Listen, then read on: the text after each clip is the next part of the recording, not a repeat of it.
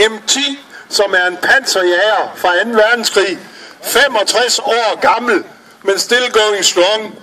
Panserjageren, som vi ser her, er indsat fra 1942, og den pågældende model der er indsat i 1944 i Normandiet.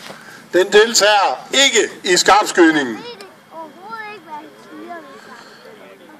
Der nächste Panzer ist ein alter Panzer aus dem Zweiten Weltkrieg, 65 Jahre alt und immer noch still going strong.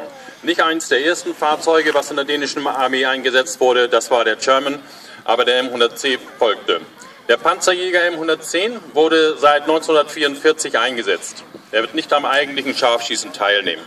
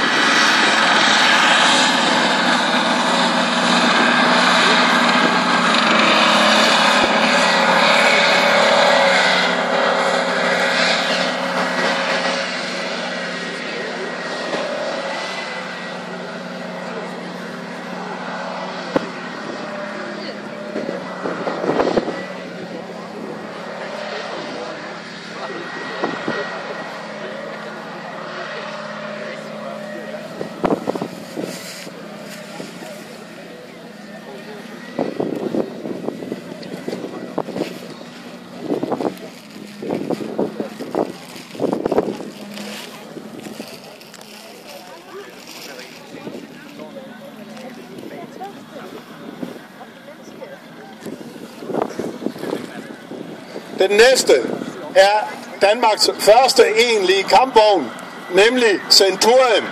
Og det er en af de vogne, der deltager i skarpskydningen.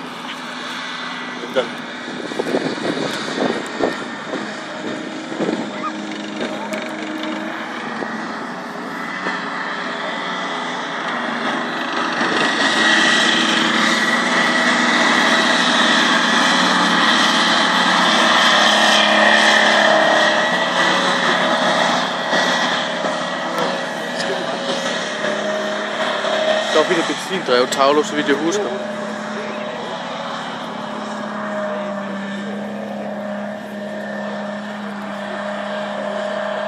Centurion kampvognen, som